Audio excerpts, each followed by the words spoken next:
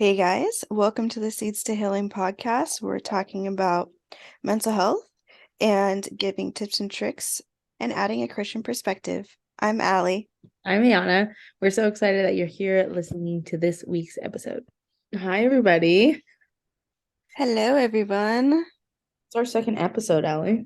I know. Welcome back for those of you that came right back.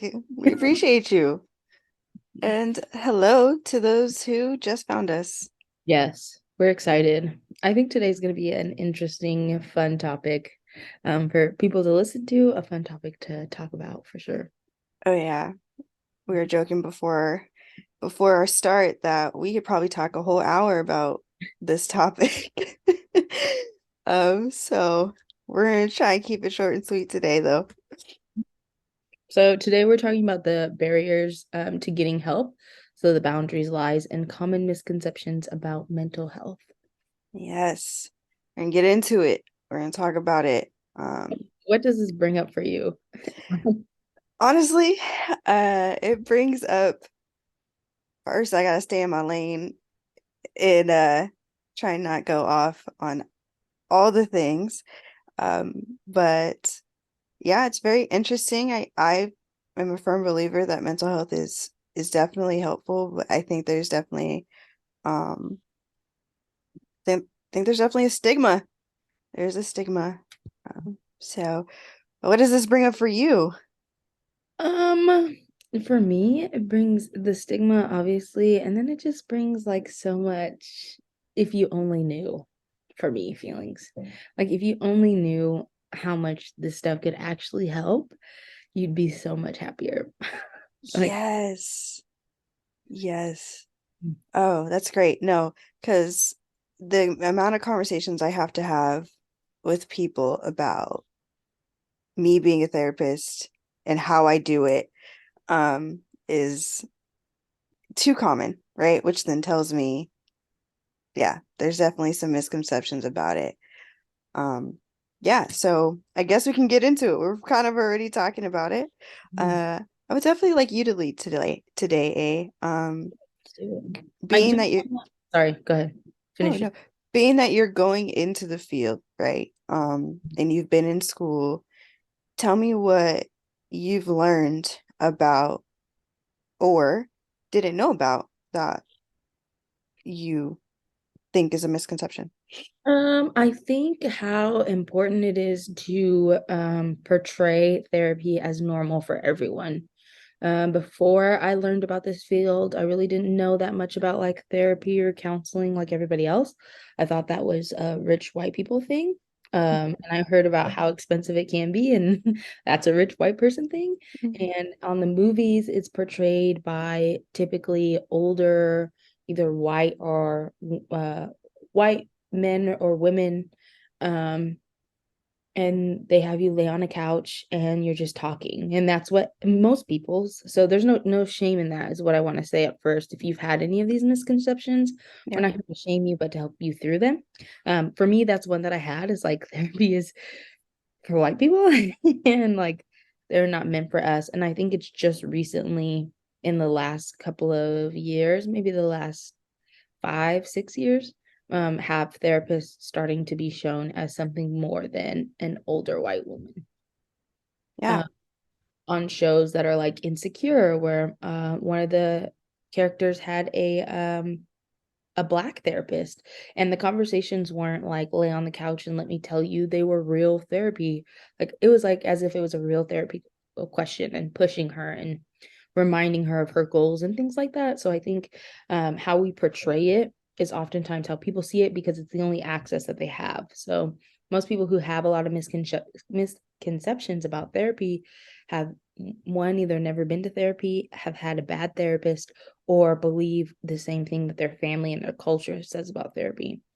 Which means that there's no exposure other than what we've all seen of like movies, and this privilege that we don't deserve, when the truth is we do deserve it. And we can find therapists that look like us if that's more simpler, or we can find therapists that don't cost an arm and a leg and can work with us and all of these things. And I think another thing that I learned is that therapists really do want to help. And therapy is not just about listening. So it is about active listening, but also getting the client to a space where they can rationalize for themselves, where they can use wise mind and kind of make decisions for themselves that are healthy and different from the areas that they came in with. Which is something I was just like, oh, therapy, like they're just gonna come sit on my couch and cry. Like I do that every Sunday with all my friends. So this is easy. Um, and I think the last thing that I learned is that therapists are very knowledgeable. You really have to know a lot about a lot in order to be a therapist.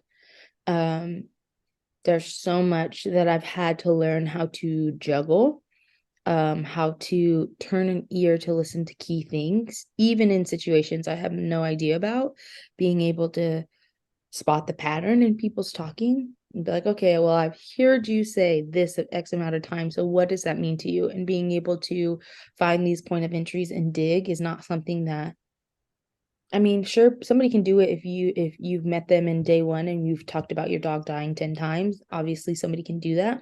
But I think as we get older, we have such an intricate way of putting our trauma in our lives. So when we do talk to a therapist, they have to be very pinpointed and put away all biases. So if I think something's wrong, if you think it's right, I can't sit there and continue to tell you that it's wrong unless it's like legal stuff. But you know what I mean? If you're a Yeah. politist and you sit in my chair, I can't be like, well, your life is going crazy because you're married to three women. Like, I can't do that. Yep. Yep. No, you bring up some very valid points, very true points.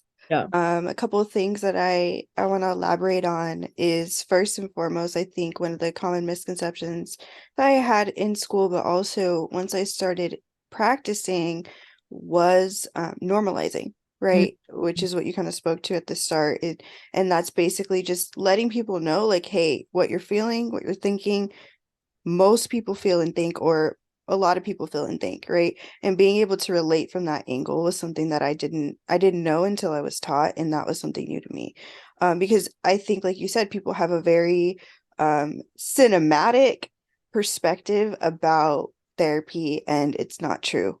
Mhm. Um, and it's okay if that was your perspective or that is your perspective. That's why seed stealing has been created. So we can have these conversations. You can ask these questions and you can let us know. Right. Um, so we come from a place of, hey, ask us this question so we can answer it, right? Um, in what I mean by cinematic, right, is just like you said, in movies is pretty much the basis of what we have as far as therapy. Um, but the thing that I've also noticed is even in normalizing, right, is now therapy has become trendy. And Yeah. I don't mean that in a bad way, but it's talked about, it took up into the 2000s for it, later 2000s for it to be something that people are now more comfortable doing and talking about. And I think that's another misconception is um that it's people just didn't know, right? Mhm. And now it's being known, and that I've seen it with my clients going two ways, right? Like they're more interested, more willing, and there's more people seeking mental health, which is great. And then the downside, right? Like there's people that are now doing it. Well, it's more with my teenagers.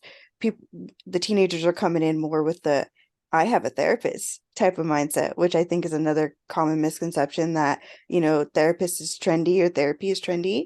When you come into it with a willing heart and an open mind, Right. it can be very helpful.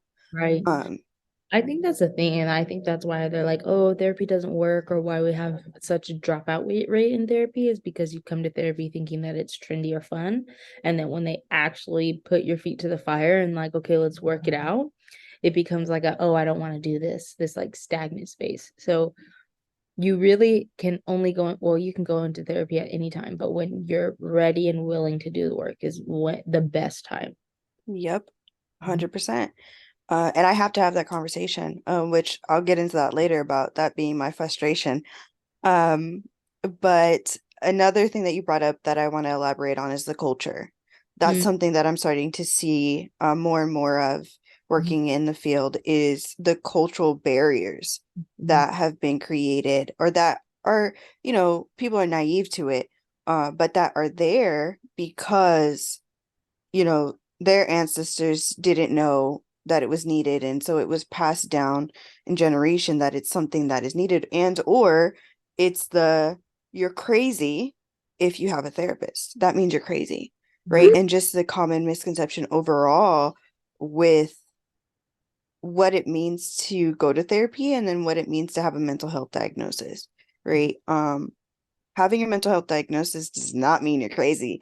It just means you met a criteria, a certain number of criteria, and so we could throw a diagnosis on you, right? And I think that's another common misconception is it's not a bad thing. It's not a Yeah. bad thing, but it's seen as one. hmm I think that's another thing is like when people they're like, I don't want to go to therapy because I don't want to get diagnosed or I don't want to be put on medications. And I think the diagnosis part is so taken out of proportion. There are Mhm. some cases that are severe, Mhm. obviously, but I feel like putting a name to what you're feeling helps you one understand what you're going through, can help you normalize it because you understand that there's people going through the same things and Mhm. these challenges actually have a name. And then it just helps the therapist and your team make a treatment plan that's correct for you. Like we're not going to handle the two diagnoses exactly the same. So whether that treatment plan includes medications or not, obviously is up to you. But diagnosis is to help you put a name to it and also to help. I always think about the people like that go to the doctors and they're like, I just want to uh like I don't care what it is, I just want a name to what's going on. Like it's like that. Like Mhm. uh, we're not necessarily caring, well, we do care about what's going on, but for you having the name and understanding what it is so that you don't think you're going crazy. No, it's a disorder or whatever that looks like. And then these are the steps we're going to do to help you either get past it, to live with it, to cope with it, whatever that looks like. Yeah. Yep, great point. Thank you for elaborating on that because it's very true. And I think to put the Christian twist on it, I think that's another layer to it, for my Christian community out there. I think it's difficult. I think that's part of the challenge for us is being able to see it as that Mm, because we are either taught or we hear a lot about things like walking in our authority and confessing our faith through scripture and all of these great things which you can still do and by all means do it, but I think the part that we miss as Christians is the practical human side of yeah. our lives, Yeah. right? And being able to detach our faith from what's going on, or use it as an additive, right? I always encourage my clients that are Christian or that believe that you have a you have an added support here, right? And so being able to kind of see it from that angle, I think is also another misconception that we have as Christians is like we can't admit to these things or we can't deal with these things or we don't want to seek help for these things because it's seen as our faith is weaker, but it's not at all. Yeah. I think to that point, which is like such a home one, because people are like, oh, you can just pray it away and you'll be here and you'll be fine. Mhm. My answer to that has always been like, yes, is God healing? Of course, like obviously. But I always say that he can break the chain of whatever. If it's depression, he can break that chain, but it's our job to sweep up the debris that was left. Ooh, that's good. You That's have, a word. right? Sure. I was like, you have to go back through and sweep it up because although the chains are off of you and it has no strongholds, you're still going to be operating in the same patterns until you do something that's different. What's one of those things? Going to therapy to understand what does the depression look like so you can have a clear view of when it may be trying to creep back up again. How can you get past it? What tools can you use? So it's like using both hand in hand. It's not one versus the other, but they can go together. So God's going to do his thing and he's going to break the stronghold it has from you. And it's the same thing like if somebody had a broken leg and God fixed it and healed it, if you don't Hmm. get out of the wheelchair and walk and test it, how do you know? Yep. My thing is like you have to do what you need to do to sweep up the debris, whether that's um going to therapy, using coping skills, being aware of the emotions that you're going through. Some people just need to go to therapy to be able to have emotional regulation and to be able to put names to the emotions that they're feeling because it's Yep. not something we're taught as a kid. Yep.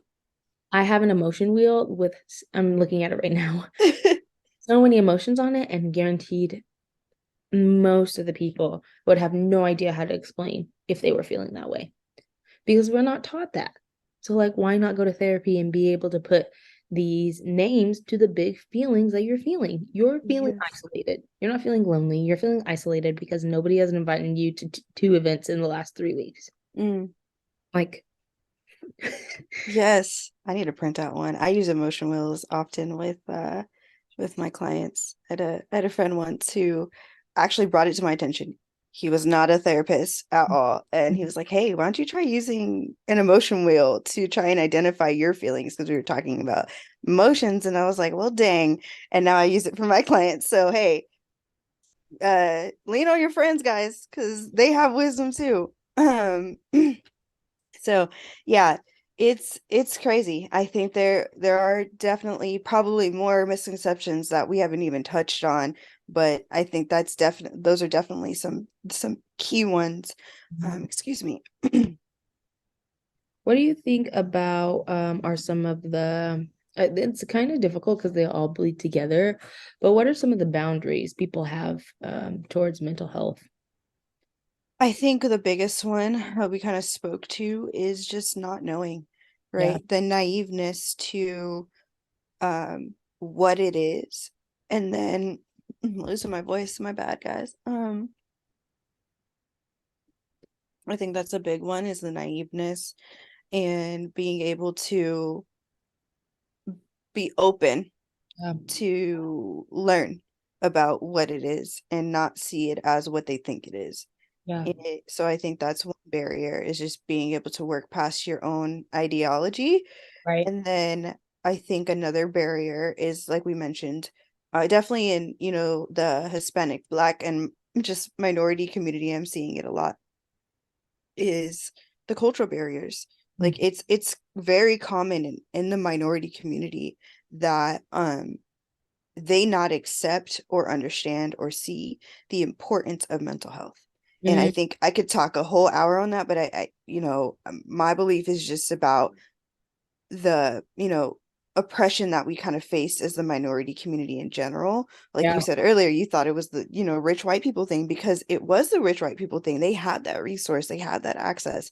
We didn't have that, Mhm. right? And so I think it started from there. It started from the oppression that we saw, but I think it just as we went down in generation by generation, it just continued to be this carrying thought of in the Black community, it's you don't need that. You're stronger than that, right? In the Hispanic community, it's you're stronger than that. You don't need that. We don't believe in that, right? Um, and so, and those are the only two I can speak to because that's me.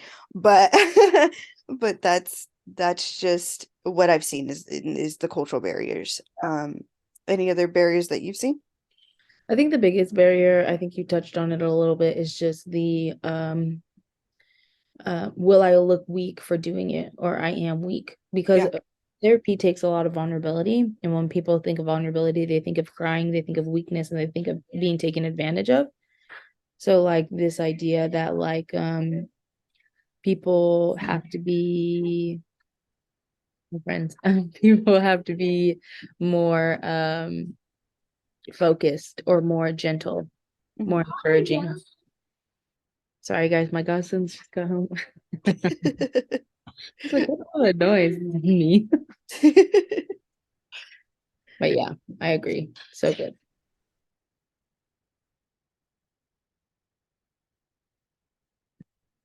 Ali, the questions are kind of difficult because they all bleed together. But what are Right. some like flat out lies that you feel like you've heard? That is not helpful. That is one that I'm hearing a lot is that it's not helpful or there's no point. There's no point. I don't need it. Those are some common ones that I hear. Um, I think that's it. Those are the like straight up lies that I've heard, is that it's not helpful, I don't need it. Um, to which I always say, you don't have to have a problem to come to therapy, just like you would, go to a doctor. I use that analogy a lot, actually. Just like you would go to a doctor to go for a physical or a checkup, you can come to therapy for a checkup. And I work through that with some of my clients.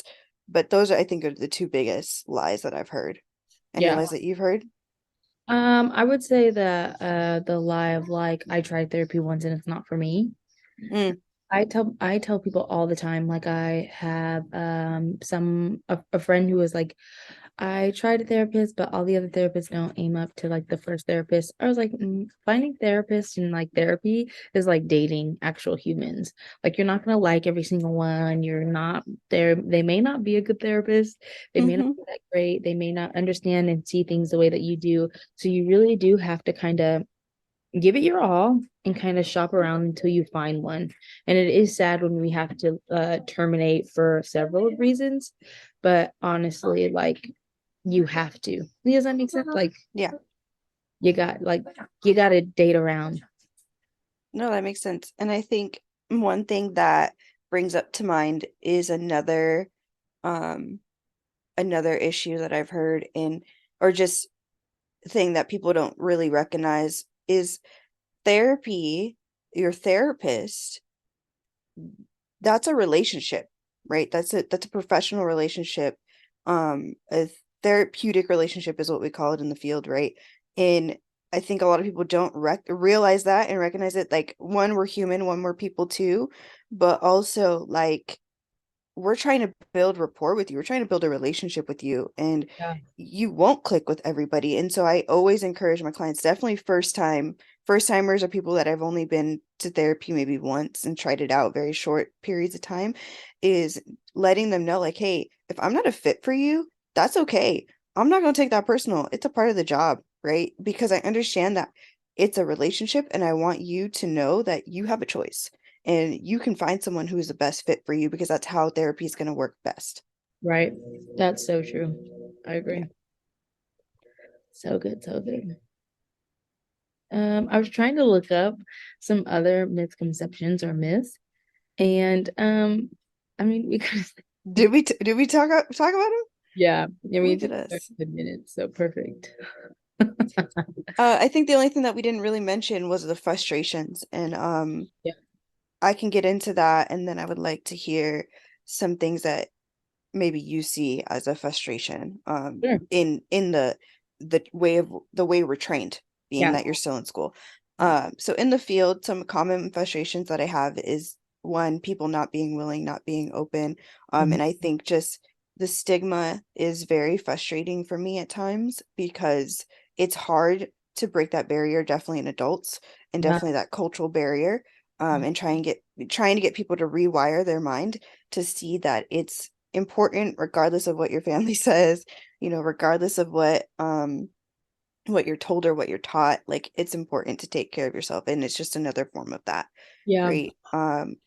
A frustration of mine within the Christian community, love y'all, I'm one too, I'm standing here with you when I say this, but is the pray about it, just pray it away. Like, I'm a firm believer in the faith aspect, but also the practical aspect Yeah.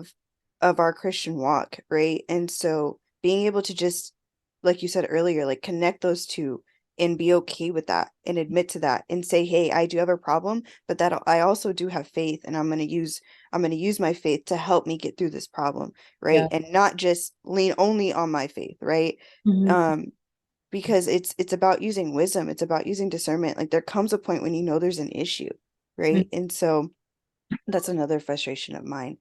Yeah. Um, but yeah, those are my most common frustrations as a therapist. But as you're going into the field, as you're learning, share with us about maybe what your frustrations are about how we're trained. Um, I think my frustration with it is just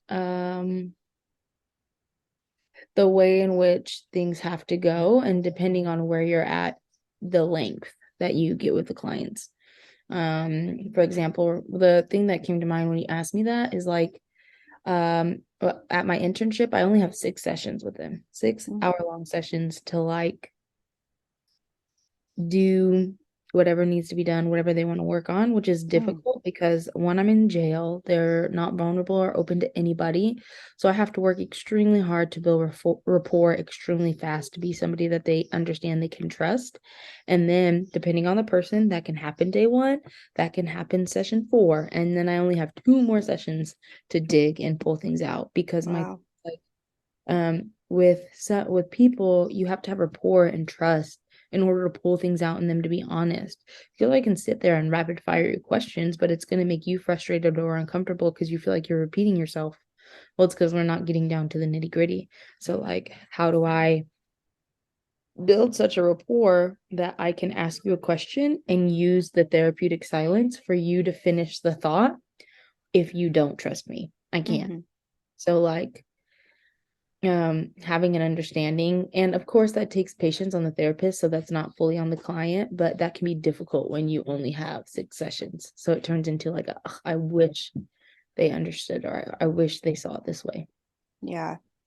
Yeah, I know.